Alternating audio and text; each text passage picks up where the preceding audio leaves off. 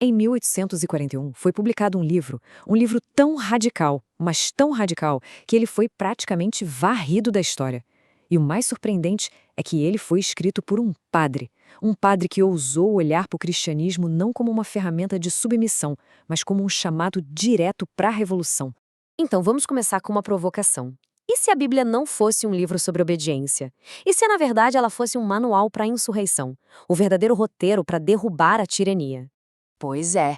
Em 1841, um padre francês chamado Alphonse Constant fez exatamente isso. Ele escreveu La Bible de la Liberté, ou, em bom português, a Bíblia da Liberdade. E esse livrinho quase desapareceu do mapa. A gente vai entender direitinho o porquê. Naquela época, Alphonse Constant era conhecido como padre, sim. Mas vamos combinar, era um padre bem fora da curva. Ele era socialista, um escritor com ideias radicais, um cara que olhava para o mundo ao redor e sentia que tinha alguma coisa muito, mas muito errada. Ok, agora a história fica ainda mais interessante. Existe uma pista que conecta o Constant a uma outra identidade, uma que ele adotaria só mais tarde na vida. Uma identidade que o deixaria mundialmente famoso, mas em círculos completamente diferentes. E aqui está a grande revelação. Alphonse Constant se tornaria Eliphas Levi. Sim, aquele Eliphas Levi, um dos ocultistas e magos cerimoniais mais famosos da história moderna. É isso mesmo. Antes de escrever sobre alta magia, ele escrevia sobre revolução, em nome de Deus. Essa virada de chave dá uma camada fascinante para esse primeiro trabalho dele. Então, vamos mergulhar na primeira grande ideia do livro. Para o Constante, o mundo era, na essência, uma prisão, acorrentado por leis corruptas e instituições opressoras, tanto as da Igreja quanto as do Estado. E essa frase aqui ilustra perfeitamente o desprezo que ele sentia pelas autoridades. Ele os chamava de os escravos da lei que se fazem tiranos das consciências. Para ele, essa gente usava as regras não para guiar as pessoas, mas para controlar e esmagar o espírito humano.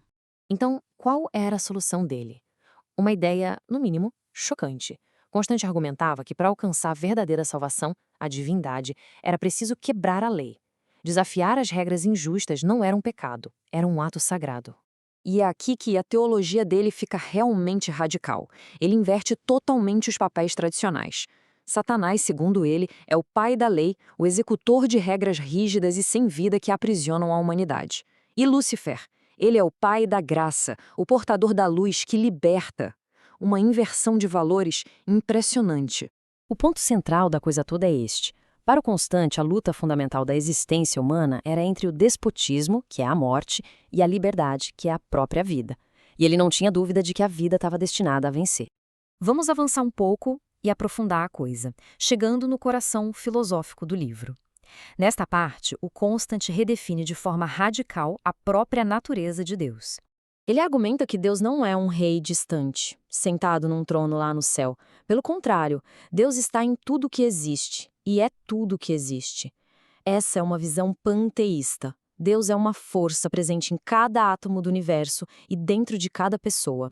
E partindo dessa premissa, ele constrói uma lógica poderosa. Passo 1. Deus está em tudo. Passo 2. A liberdade é a expressão mais alta da vida. É o impulso para crescer, para ser. Portanto, a conclusão inevitável para ele é: a liberdade é Deus.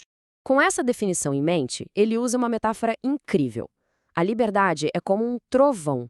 Quanto mais se tenta comprimir, suprimir, mais violenta e inevitável vai ser a explosão final. A revolução, nesse caso, não é apenas provável, é uma lei da natureza divina.